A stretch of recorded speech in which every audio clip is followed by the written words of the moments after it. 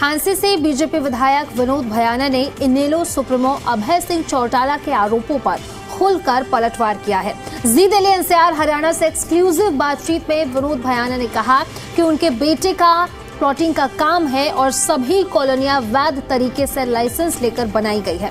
साथ ही कहा कि जमीन जिले के लालच में नहीं खरीदी गई और किसी की जमीन हड़पने का आरोप पूरी तरह बेबुनियाद है।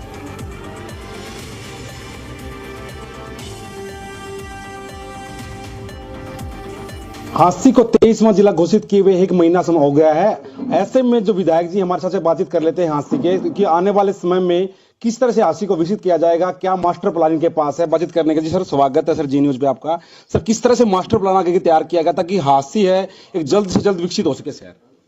देखिए, सरकार और विशेष तौर पे मुख्यमंत्री जी जब कोई भी घोषणा करते हैं, घोषणा के साथ साथ एक प्लानिंग होती है, एक योजना होती है कि इस घोषणा के बाद हमने क्या काम करने हैं। मुख्यमंत्री जी किसी काम की घोषणा करते हैं, उन्होंने जिला की घोषणा की है, निश्चित तौर पे उन्होंने इसके लिए बजट का प्रावधान भी किया होगा। समझता हूं कि लगभग 500, 700, 800, 1000 करोड़ रुपए का बजट होगा जो इस पे खर्च होएगा। निश्चित तौर पे जब ये सभी, देखो हम ये कह दें कि आज जिला बन गया और आज ही सारा काम हो जाए, देखो इतनी बड़ी काम को सिर चढ़ाने के लिए समय की जरूरत होती है, समय भी लगता है, पैसा भी लगता है, मगर जो चीज बन गई उस चीज को पूरा करने के लिए जो चीज भी जरूरतें हैं उनको हम कभी भी नजरअंदाज नहीं कर सकते। वो निश्चित तौर पर ये जब सब कुछ बनेगा तो शहर का विकास ऑटोमेटिक नजर आएगा।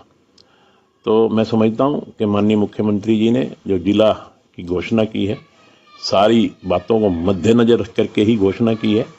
बाकी फिर भी कोई सुझाव हमारी तरफ से होगा तो हम भी सुझाव देंगे, और कोई शहर में किसी चीज़ की कमी रह जाएगी तो वो मांग भी हम करेंगे।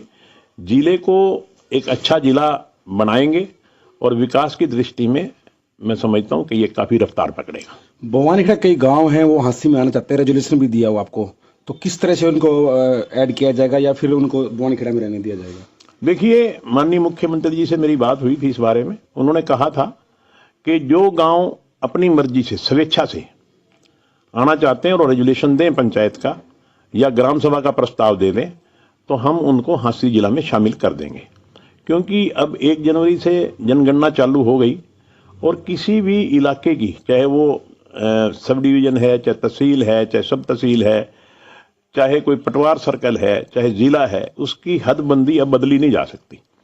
जनगणना पूरी होने के बाद दोबारा से हदबंदी दोबारा होएगी तो उसमें हम प्रयास करेंगे कि जितने भी गांव भवानीखेड़ा के गांव हैं जो 2 किलोमीटर पे है, कोई 4 किलोमीटर पे है, कोई 7 किलोमीटर पे है और भिवानी उनको दूर पड़ता है, वो चाहते हैं कि हम हांसी में, उनके सारे काम भी हांसी में ही होते हैं, यहाँ तक कि वो सब्जी खरीदने भी हांसी आते हैं, और निश्चित तौर पे जब वो चाहेंगे तो जरूर उनको शामिल किया जाए। कार बजट पास कर रही है तो किस तरह की उम्मीदें हैं, किस तरह के जो लोग हैं आपसे कह भी रहे होंगे इस तरह की अपने बजट की बार उम्मीद करते हैं, जो महंगाई थी कितनी रोक लग पाई है। मुख्यमंत्री जी भी लगे हुए हैं अभी, क्योंकि बजट पेश होना है फरवरी मार्च में, तो अभी से वो तैयारियां कर रहे हैं और जगह जगह जा करके लोगों से विचार विमर्श कर रहे हैं, उनसे सलाह ले रहे हैं और उनके विचारों को जरूर वो बजट में सम्मिलित करेंगे और एक अच्छा बजट हरियाणा सरकार माननीय मुख्यमंत्री जी एक वित्त मंत्री के रूप में पेश करें। अब देखना होगा आने वाले समय में हांसी के विकास में कितना समय लगता है, देखने वाली बात जरूर होगी। नवीन शर्मा,